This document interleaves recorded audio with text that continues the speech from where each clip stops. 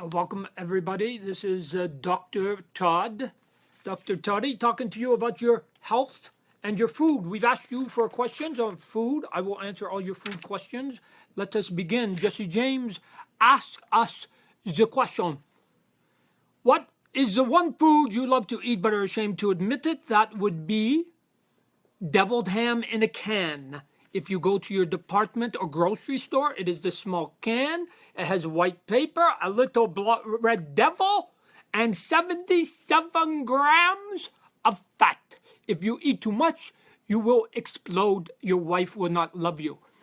Next says, I am fairly certain Spawn does not eat, but he can, or no. If so, what does he miss the most? That is very simple.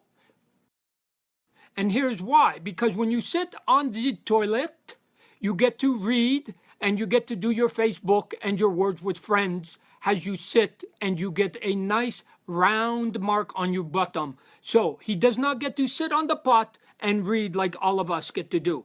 Next, from Angel Villa, it says, if a bacon cheeseburger and a tri-tip sandwich got into a fight and were allowed to use French fries as weapons, who would win and why?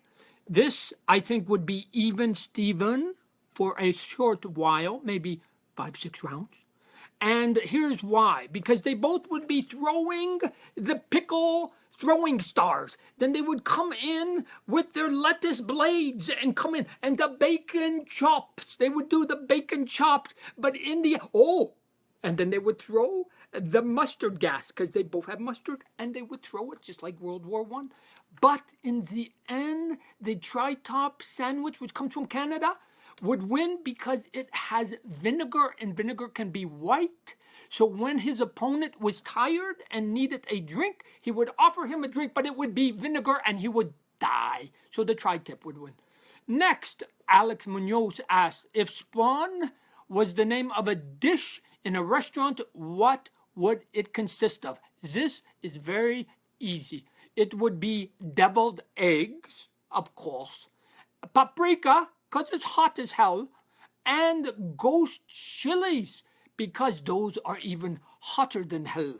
And we throw a little bit of jalapeno peppers in there. Then, at the end, we give you some wet naps, because when you go to the bathroom, your sphincter will be on fire, and you need the wet naps to cool it down. Next, we have Julio Cedano says, have you ever ordered a pizza? And when you stretched it out in the cheese stretch, did it look like Spider-Man spaghetti webbing the cheese? Did it ever remind you of spaghetti webbing from Spider-Man? The answer, Julio, no. But it does remind me when I was a wee child that I used to try and get boogers out of my nose, and you know the ones that were still connected to your nose and your finger, and you get a big stretch. Those were the ones that it reminded me of. So that's what happens when I have the pizza. Don Smith, living in the U.S. now, says to me, do you, Mr. McFarlane, as a Canadian citizen, do you miss coffee crisps and Smarties? And for those of you who live in America, those are candies. So let me tell you, Canadian candy is by far the best candy in the whole world. And all of you should go on Google, look up the Big Turk. It is like a gummy bear dipped in chocolate. The Big Turk, the best candy bar in the world. I love them. My wife does not like me to eat. Next is Gabriel, but the name that has every letter on the alphabet, I will not pronounce it. It says, hey there, Canadian, what is your favorite food? Have you ever had a poutine? I have never had poutine. I know, blasphemy for a Canadian, but my favorite food would have to be, if I could only eat one for the rest of my life, would be broccoli. And if I couldn't find a broccoli farm, I would just eat Captain Crunch. I like Captain Crunch. Next, ever considered writing or drawing a character with a food-based superpower taken seriously? It's been done. His name is Popeye. His Popeye, he has the spinach. He makes himself big and strong in the arms, And when he does that, he becomes a superhero. I might make a guy named who would then have a lard ass eventually, and he would just sit on people. Next, Jose Ramos says, what's a strain that you've ever eaten or drawn? That would be easy. Have a slightly different menu than Taco Bell, and it would be shark fin soup and fisheye stew. If you've had neither, you should try it, but do not ask what is inside because it's good until they tell you it has got.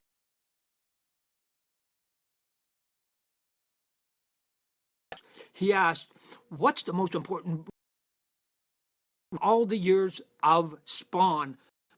I don't really eat anything special when I draw or write him, but I know one of the characters, Mr. Sam Burke, the detective, likes to eat almost constantly, and he doesn't care if there's nail clippings in it. Next, I have another question, Todd, from Edward Young. Yes, Mr. Edward. Todd, what is one of the foods you've always hated since you were childhood? Mine is liver. Edward! I'll tell you a quick story. I have a gag reflex when I eat liver.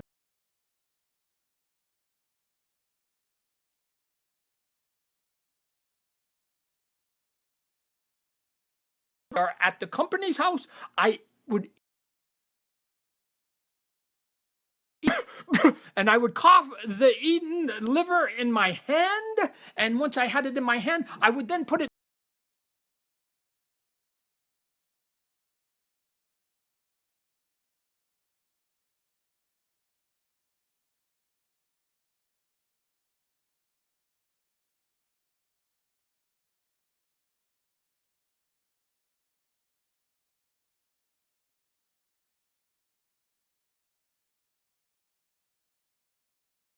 the liver is one of them. Next question, very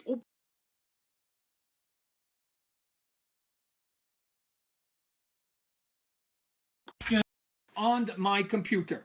What they are asking is, and I understand, why is it that the word good, which is spelled just like the word food, don't rhyme? But if we use the word mood, it rhymes with food. If we use the word brood, it rhymes with food. Heck, if we even write the word dude, it rhymes with food. But good doesn't. What I do know is, what if we put another word here that does? Wood does rhyme with good, but wood does not rhyme with food. This will be a whole episode that we will have to go over. And last question today. What is your favorite food to cook, bro? And